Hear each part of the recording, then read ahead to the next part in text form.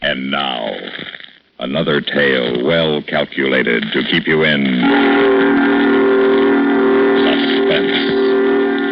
Full Voyage, written for Suspense by Murray Burnett.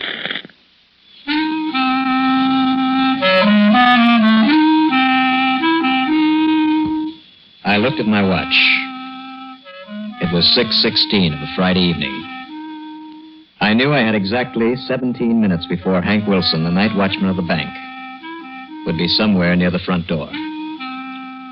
I took a quick look around the office, turned the nameplate which said Alec Thompson face down on my desk, and closed the ledger on the Garrison estate for the last time.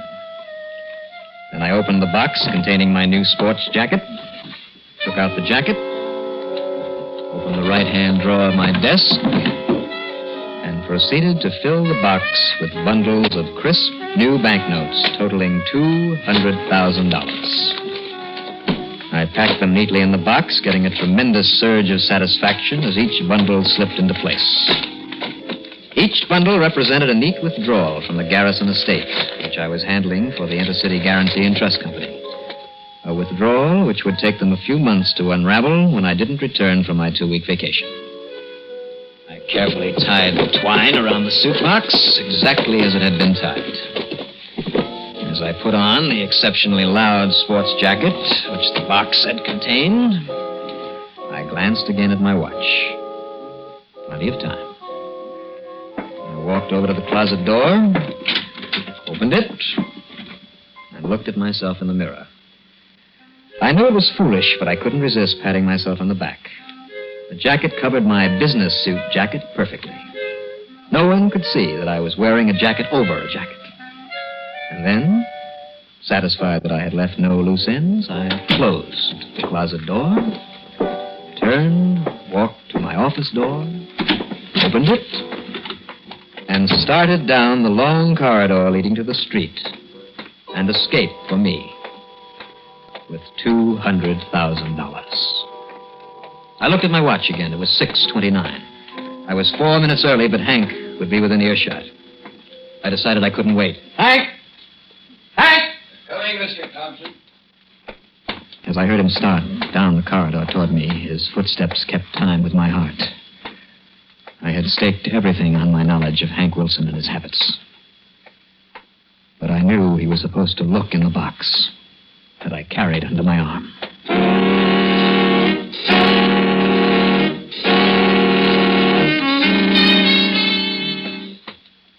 All through working, Mr. Thompson?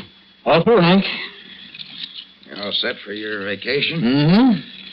You're on the same place you did last year up at the lake? Same place. Wife and kid, too? Oh, they're already up there. I think after 5 years I'd be able to put my hand on the right key fast, wouldn't you? You see, you're in sort of a hurry, too. Oh, that's all right, Hank. I've got time. Now, look, Mr. Thompson, you can't kid me. What do you mean? I've been around here too long not to know exactly what goes on. I know how anxious you are to get out of this place and up to the lake. Oh, well, Hank, I guess I've got to admit that you're right. Yeah, I found it. Hey, just a minute. Yes? This. What you got it? Well, this? Well, it could be $200,000. Maybe $1 million. Yeah, could be. Well, you know the rules. Oh, yes, I know them. You're supposed to examine every package going out of here. That's my job. But I've seen your old jacket often enough. Hey, looking at that new one you're wearing blinds me. Oh, you still don't approve? Huh? Look, everybody to his own taste, I always say. But that sure is a wild jacket for you, Mr. Thompson. Well, I'll open it if you want. Let you take a peek at my other jacket. Oh, you know I was just kidding. You're okay, Mr. Thompson. Whatever you say.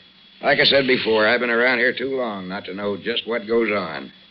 You're just lucky Bill Hagan isn't on duty tonight. Oh, don't think I don't know it. Bill's a stickler for all the rules. I don't have to tell you. You know how Bill is. Oh, yes, I know just how he is. Well, so long, Mr. Thompson. Have yourself a real good vacation. No, thank you, Hank. I'm sure I will now. I walked into the night with a box containing $200,000 under my arm. I looked at my watch, 6:33. Plenty of time. 11 minutes to my apartment in a cab, 10 minutes more to clean up the apartment, pick up my luggage, transfer the money to a special case I had made for it. And even with traffic, not more than 27 minutes to the dock and the steamship Concordia, which was waiting to take me to a brand new and wonderful life. Attention, please. All ashore that's going ashore. I looked out over the scene from the very topmost deck of the Concordia, liking everything I saw, thinking that in a very few minutes the city would be lost to view in the little wisps of fog that were already beginning to curl about the deck. And as I looked, Celia came walking down the deck. And as always, when I saw her, she created a moment of excitement in me. She stood a few feet away from me, and then she said, Exciting, isn't it? I said, it's exciting, a ship sailing. And it's something to live for a moment like this. Your first trip? Yes, very first. Then I can't ask you if that whistle means we're sailing. Well, I imagine it's a warning whistle. I won't believe it until we're actually moving. No, we will be in a few minutes. A few minutes. I still can't believe that in only a few minutes those buildings, the city, will slide away from me forever. And you won't be sorry? No. No. Oh, Alec, no. Celia, stay where you are. Will you do as I tell you? We're alone. There's no one but us here on this deck. Look, we are not supposed to know each other. We're to meet casually aboard ship. Now, that is the way I've planned it. I have to know. Is everything all right? Everything is fine. You're sure? Yes, fine. Everything is fine. But I don't mean just the money. Your wife and son. Look, I have told you. I have done all that I can for them. Now, that is settled. And you're not sorry? No regrets? No regrets. For the past 5 years, I have been mixing up the books of the Garrison estate so that I could take $200,000 in cash and be sure that the cleverest bookkeeper will take months to unravel it. But when I made this decision, I worked everything out, every detail perfect. Now, nothing is going to spoil it now. We're on our way. Just two strangers meeting aboard ship. Meeting a little prematurely, perhaps. There's nothing wrong with that. We're talking about the sailing. We don't know each other. Well, then let's keep it that way, shall we? All right. This is strictly a vacation. Now, as soon as we sail, we should arrange about our tables in the dining room. Aren't we going to sit at the same table? No. It is care that pays off. It's the little things that can trip you. All right, Alec. Anything you say. Celia, I love you. And we are going to have a life that we want. But only if we remember that it is the little things that count, the tiniest little things. It's because I was so careful, so exacting about every detail that we got this far. Because I figured everything out. Because I... Alec, what is it? Oh, no. Alec, what's wrong? A little thing, a tiny, stupid little thing. What thing? Alec, tell me, please. What can I do? Alec, what is it? What? What's the matter? What's the matter? I just happened to think of it. Last night at my apartment, I was checking over everything for the last and final time. And I put it down on a piece of scrap paper. And then I threw the paper in the basket. That paper, what did you put on it? The cost of our tickets for this trip. Only that? Well, you gave me a terrible scare. I couldn't imagine. Sadie, you don't understand. They will search my apartment when they find the money missing from the office. They'll search everywhere, and they will find that little piece of paper. But there are only numbers on it. No one will know what they mean. The police will. They will figure out exactly what those numbers mean. The price of 2 one-way trips to France. By that time, we'll be safe. No, not as safe as I'd planned. As soon as they find out that we went to France, they are halfway to us. According to my figuring, it would have taken them a month to know that we went first to France. Now that piece of paper ruins everything. You could be wrong, Alec. Maybe you forgot. Maybe you tore it up or burnt it. No. It's in that basket. Why did I do such a stupid thing? A little thing like that, just a rotten little thing. Please, attention, all passengers. Due to the fog, the sailing has been delayed 3 hours. Alec, are you... Any passenger wishing to go ashore may do so, but must be back aboard at least 1 hour before sailing time. 2 hours. No, Alec. 2 hours. Please. It's fate. It's luck. Don't try it, Alec, please. Why not? I can get that paper and be back here It's before... wrong. It couldn't be more right for us. 2 hours. Plenty of time. 2 hours. Celia, I am just going to the apartment and I'll be right back.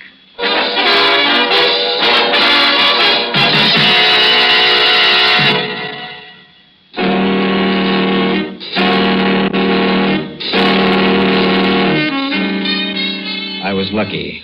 Everything worked as planned. I congratulated myself for not throwing away the keys to my apartment when I left. I was going to reserve that pleasure until we were far out at sea. I opened the door, and as soon as I did, I knew that something was wrong. The light was on. Oh, hello, Alec. Well, what's the matter, Alec? Why, you're absolutely white. Were you frightened because all the lights were on? Helen, Are you all right, dear? All right? Yes. Well, what are you doing here? Why... I left Ted with some friends at the lake. Thought I'd keep you company in the trip up there tomorrow. This is a surprise, isn't it, Alec? Yes, Helen, it is quite a surprise. You sure you're all right? Yes. There's nothing wrong. But will you stop asking me the same thing over and over? I'm all right. There's nothing wrong. I'm all right. You don't have to shout, Alec. Well, why are you looking at your watch? I am not shouting. I just didn't expect to find you here, that's all. You sound like you're sorry. Believe me, it's not that. Then what? Well, Helen, you shouldn't have left Ted up at the lake alone. You ought to get on the next train going back there. Ted's in good hands. With strangers. Friends, I told you, George and Edna Summers. Now, you know how fond they are of Ted. Just the same. Oh, you're such a worrier, concerned about the littlest thing. Well, you can't be too careful. Ted's all right. Will you stop worrying about him? When we get up to the lake tomorrow, you'll see. Helen. Yes? Helen, I'm not going up with you tomorrow. What? You'll have to go without me. Well, then there is something wrong. Now, what is it, Alec? Well, I haven't got all night to stand here and answer ridiculous questions. Look, now, maybe you'll feel better after a cup of coffee. I've got some on the stove. No, I don't want it. Yes, Helen, maybe you're right. Coffee would be a good idea, I guess. I had an idea now. It would take her a little while to prepare the coffee. And at least she was out of the room. I went right to my desk, got the waste paper basket underneath it, and started to look through it. It wasn't there. I looked at my watch again. It was still all right. I had an hour, but time was getting close. And while I was still looking through the basket, Helen came back. Alec, what are you doing? Did you take something out of this basket? No. Now, here's your coffee. Well, what are you looking for? I'm looking for a piece of paper with figures on it. You sure you didn't see it around? Positive. Now, what can be so important about a piece of paper? Because it's important. Wait a minute. Here it is, under the desk. That's what you wanted? Yes. Well, thank goodness. Now, maybe you'll sit down and have your coffee in peace. What? Well, why do you keep looking at your watch? I have an appointment. Alec, I want to know what's going on. Nothing is going on. I just didn't expect you home, so I made an appointment. I don't mean just that. You said you're not going up to the lake tomorrow. Well, why? And that piece of paper you were so frantic about. Alec, what is it? All right, Helen, all right. I guess I might as well tell you everything now. There is something going on. It's the office. But you're on vacation. Well, it's 8:20, and I have an appointment. With whom? With a man who's talking about going into the investment business with me, and I'm supposed to spend the weekend with him at his place out on the island. Never mentioned this before. Well, it's a deal that I've been working on for a long time. I didn't want to say anything until it was all set. You wanted to surprise me? Yes. I've been on edge about it, too. That's why I was upset when I found you here. And the piece of paper? They're confidential figures that I needed. Well, I won't say I'm not disappointed, but if this deal means so much... It means everything, Helen.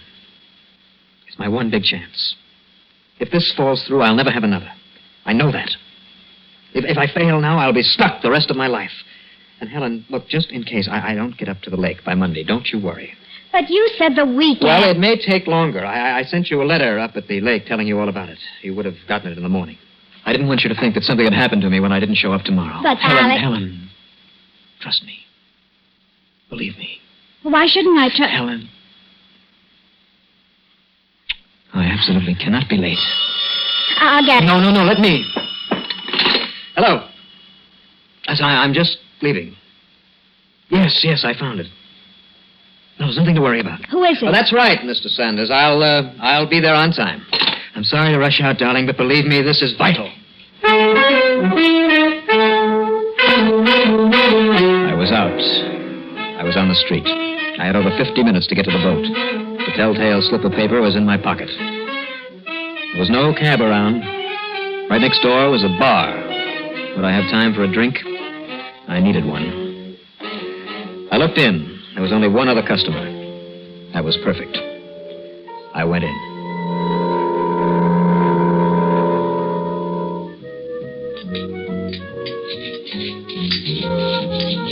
Brandy, please, and I'm in a hurry. Okay, bud. Now, what do I owe you? 90 cents. I'll keep the change. Thanks. Just a second, Now, fella. excuse me, but Both I'm... of you, get your hands on the bar. You guessed it. This is sticker. Now, look, I've got to get out of here. Take my money, but let me go. The guy with the gun gives the orders, pal. Relax and hand over your wallet. All right, but just give me money for cab fare. You sure know that. Please give me a break. I'm giving it to you. You ain't hurt. Now, both of you, Take off your pants. What?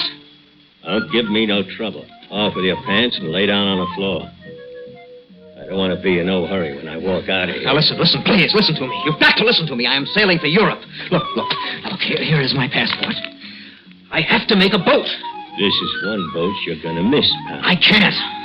Now, look, how much did you make in here? A couple of $100? Not as good as that. You only have 70 in your wallet. Well, I'll give you $1,000. What? I swear it. I will give you $1,000 if you'll just come to the boat with me. How do I know you're on the level? Now, here, you can hold my passport. Now, here, take it. But please, let's get out of here and get a cab. I have got to make that boat. $1,000? I promise you. But we have got to get there before the boat sails, or else I won't have the money. Okay, pal. You got a deal.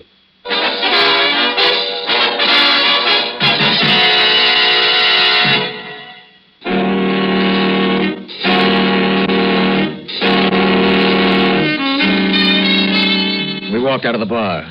The man with the gun wouldn't run. I looked at my watch. 46 minutes. Well, there was plenty of time. Half hour to the boat, the most. And there'd be time to get him on board, give him his 1,000, get rid of him.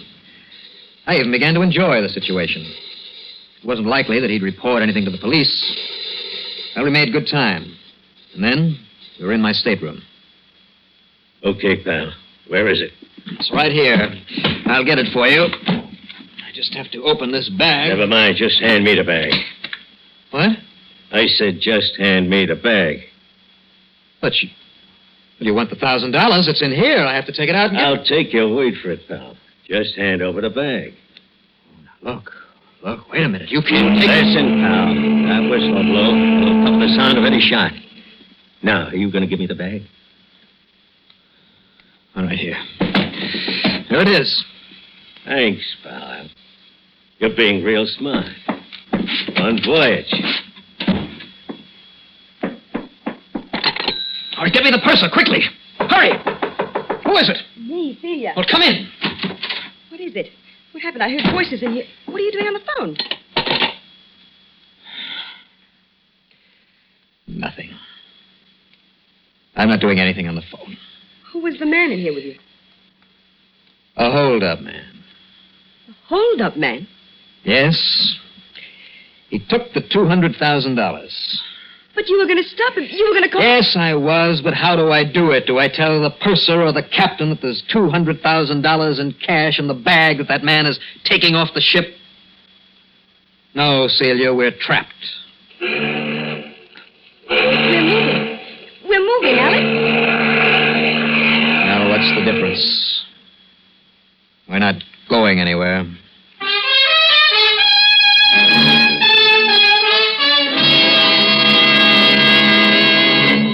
Suspense.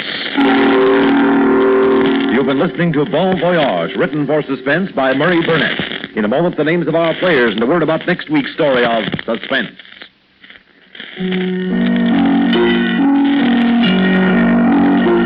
Heard in tonight's story were Bob Reddick as Alec and Rita Lloyd as Celia, with Mary Moore as Helen, and Joseph Julian, Dan Ocko, and Alan Manson.